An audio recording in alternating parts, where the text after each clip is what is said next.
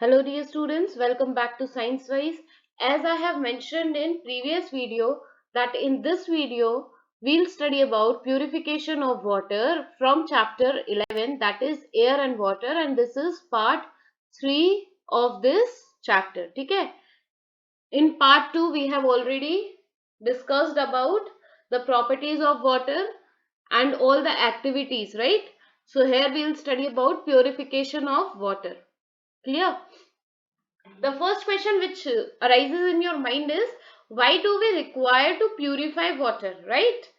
So water that is coming directly from rivers, lakes or stream is not fit for drinking as it contains many impurities such as sand, remaining of dead plants and animals, industrial and house waste. ठीक है? Therefore it is necessary to remove such impurities before use before we use water for different purpose. ठीक है, जो पानी हमारे पास आता है lake और स्ट्रीम से वो ड्रिंकिंग पर्पस के लिए फिट नहीं होता है. ठीक है, क्योंकि उसमें क्या होता है, इम्प्योरिटीज होती है, sand, remaining dead plants and animal, industrial, house waste. ठीक है, इसलिए वो पानी हमारे पीने लायक नहीं होता, हमारे यूज करने लायक नहीं होता. इसलिए हम उसको क्या करते हैं बच्चे, प्यूरिफाई करते हैं या फिर हम उसका प्यूरिफिकेशन करते हैं डिपेंडिंग ऑन द इम्प्योरिटीज. अब इम्प्योरिटीज जिस टाइप की है हम उस टाइप से और उस मेथड से उसको ट्रीट करेंगे. ट्रीट यहाँ पे ट्रीट का मतलब ये नहीं है कि पार्टी, ट्रीट का मतलब है प्यूरिफाई. ठीक है, depending on the impurities present in or the impurities present in the water, the method to treat or to purify water varies. ठीक है, water को purify करने का जो method है वो change हो जाता है impurities को देखते हुए. अगर soluble impurities हुई तो उसके लिए अलग method है, insoluble हुई तो उसके लिए अलग method है. ठीक है, some impurities are soluble in water while some are not. Let us study about various methods to remove different types of impurities from water. Now removal of insoluble impurities. ठीक है, अब हम insoluble impurities को कैसे remove करते हैं, तो उसके लिए हमारे पास कुछ मेथड्स हैं जैसे कि सेडिमेंटेशन, डिकेंटेशन और फिल्ट्रेशन. ठीक है, हम इन मेथड से क्या करते हैं बच्चे, जो इनसॉल्युबल, जो घुल नहीं पाई है इम्प्योरिटीज, ठीक है, जो डिसॉल्व नहीं हो पाई है इम्प्योरिटीज, हम उनको अलग करते हैं किस मेथड से, sedimentation, decantation and filtration. Sedimentation. Insoluble impurities such as sand, twigs and leaves can be removed by sedimentation and decantation.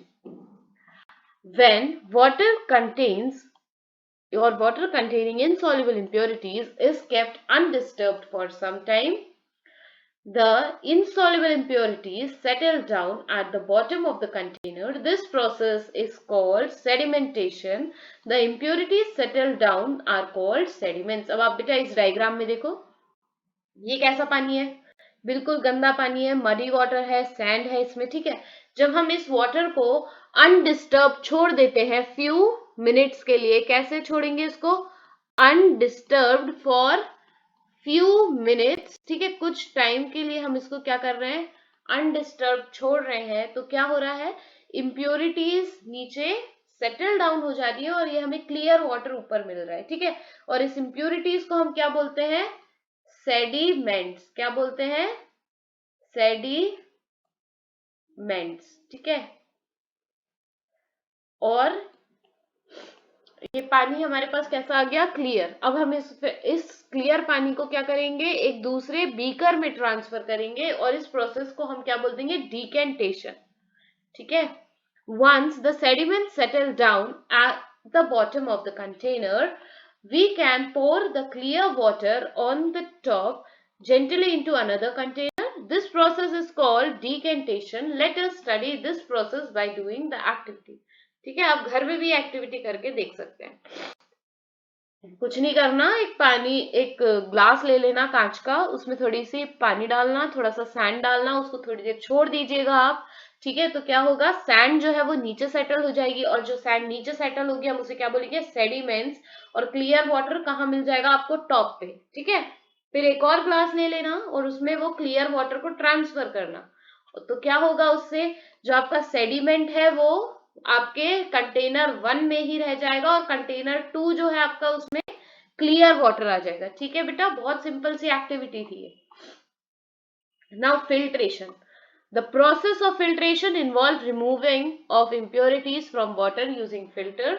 This filter could be a piece of muslin cloth और a filter paper. ठीक है, filter करना है हमें पानी, हम घर में भी नॉर्मली स्ट्रेन करते हैं, चाय जैसे स्ट्रेन करते हैं ऐसे पानी भी स्ट्रेन हो जाता है। ठीक है, अब ये देखिए एक एक्टिविटी दी हुई है, ये भी आप कर सकते हैं। कुछ नहीं करना है, मडी वाटर लेना है एक बीकर में, और एक सपोज ये ए बीकर है या 1, इस बीकर को हम नाम दे देते हैं 1 और इसको 2।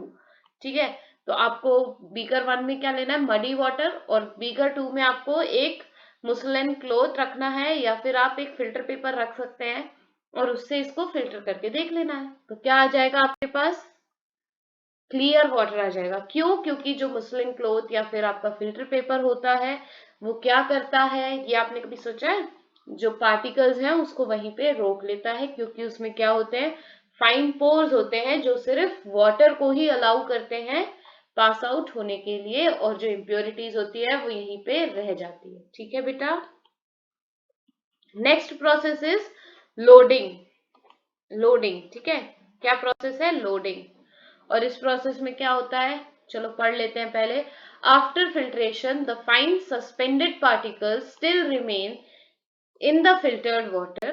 These fine suspended impurities can be removed by swirling a piece of alum 3 to 4 times in the water. Alum मतलब फिटकरी, घरों में भी हम यूज करते हैं ना एलम फिटकरी। पानी गंदा हो जाता है तो मम्मी क्या करती हैं, एक थ्रेड में फिटकरी बांध के या एक थ्रेड में एलम बांध के पानी में ऐसे 2-3 बार क्लॉकवाइज और 2-3 बार एंटी क्लॉकवाइज उसको रोटेट कर देती है ना। तो उससे क्या होता है, जो सस्पेंडेड इम्प्योरिटीज है या जो भी इम्प्योरिटीज है वो आपकी नीचे सेटल डाउन हो जाती है। ठीक है, द एलम पार्टिकल्स स्टिक या फिर load the fine particles in the water and make them heavier. This increase the rate of sedimentation of the fine particle and this process is known as loading. ठीक है बेटा, once the impurities settle down we can separate the clear water by decantation. इतना तो clear हो गया है ना कि हमने जो इनसॉल्युबल इम्प्योरिटीज है उनके लिए हमने 4 प्रोसेसेस देख ली। कौन सी, sedimentation, decantation, filtration and loading. ठीक है, ये हमने 4 प्रोसेसेस किसके लिए देखी है, इम्प्योरिटीज जो कि इनसॉल्युबल है। अब हम आते हैं रिमूवल ऑफ सॉल्युबल इम्प्योरिटीज। अब हम इम्प्योरिटीज जो सॉल्युबल है उन्हें कैसे रिमूव कर सकते हैं, तो इसके लिए हम क्या पढ़ेंगे, 2 प्रोसेसेस पढ़ने वाले हैं। एक तो इवेपोरेशन और दूसरी होगी आपकी डिस्टिलेशन। इवेपोरेशन में क्या होता है, हमने पानी को गर्म किया, पानी में वेपर्स आने लगे, वाटर वेपर्स आ गए।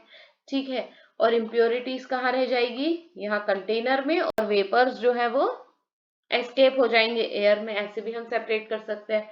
The water containing impurities such as salt, sugar that are soluble in water can be removed by heating the solution for some time. While heating, the water changes into water vapor and escape into air. The impurities are left behind in the container. ठीक है, okay. Distillation, ये diagram देख के तो आप डर ही गए होंगे कि ये क्या आ गया हमारी साइंस की बुक में, पर trust me it is very interesting. Distillation, The process of distillation involves the following step. ठीक है, अब डिस्टिलेशन की प्रोसेस में बहुत सारे स्टेप्स हैं, बहुत सारे तो नहीं, हम 3-4 स्टेप्स पढ़ रहे हैं, है ना। The impure water is heated till it boil in an enclosed apparatus. Apparatus का मीनिंग क्या है बच्चे, an equipment required for performing a particular activity. आप देखिए ये एक लॉन्ग नेक फ्लास्क बोलते हैं इसको केमिस्ट्री की लैंग्वेज में। ठीक है, ये आपका अपैरेटस है और ये आपका क्लोज अपैरेटस है पूरा। ठीक है, ये आपका लॉन्ग नेक फ्लास्क हो गया, इसमें वाटर भरा हुआ है, इम्प्योर वाटर है। ये आपका थर्मोमीटर लगा हुआ है। ठीक है, आपने वाटर को हीट अप किया, वाटर वेपर्स बन गए। अब ये एनक्लोज है तो वाटर कहाँ जाएगा, ये आउटलेट दिया हुआ है इसमें, तो यहाँ से वाटर वेपर्स जो है वो ट्रांसफर होंगे और यहाँ इसमें क्या भरा हुआ है, कोल्ड वाटर। कोल्ड वाटर इसलिए ताकि जो वेपर्स है वो कंडेंस हो जाए। ठीक है, और कंडेंस होने के बाद ये जो वाटर है, वाटर वेपर्स हैं, वो किस में ट्रांसफॉर्म हो जाएंगे, वाटर ड्रॉपलेट्स में। और ये वाटर ड्रॉपलेट्स क्या कर ली जाएंगी, कलेक्ट कर लेंगे हम एक फ्लास्क में। ठीक है, अब इसको थ्योरेटिकली समझ लेते हैं। The water changes into water vapor, leaving the impurities behind in the container. Second, the water vapor is allowed to travel through a tube to another container. Third, while moving through the tube, the vapor condense to form water and get collected in another container. यही हमने आपको समझाया। ठीक है, say it correct. कैसे pronounce करेंगे इसको, distillation. एक बार फिर से मेरे साथ बोलो, distillation. It is a fact. अब देख लेते हैं क्या फैक्ट पढ़ा रहे हैं हमें। The water that we get after distillation is the purest form of water. जो वाटर हमें डिस्टिलेशन के बाद ऑब्टेन होता है वो कैसा वाटर होता है, एकदम प्योरेस्ट वाटर होता है, और उसे हम क्या बोलते हैं, डिस्टिल्ड वाटर। कैसा वाटर बोलते हैं, डिस्टिल्ड वाटर। और ये डिस्टिल्ड वाटर पीने के लिए तो बिल्कुल ही नहीं होता है। इस डिस्टिल्ड वाटर के साथ हम क्या करते हैं, लैब में हम इस वाटर को यूज करते हैं परफॉर्म करने के लिए वेरियस एक्टिविटीज। ठीक है, नेक्स्ट हम आ जाए, गेट इट राइट। ऑल दो it is pure, distil water is not fit for drinking. यही हमने बताया आपको कि डिस्टिल वाटर जो है वो पीने लायक तो बिल्कुल ही नहीं होता है।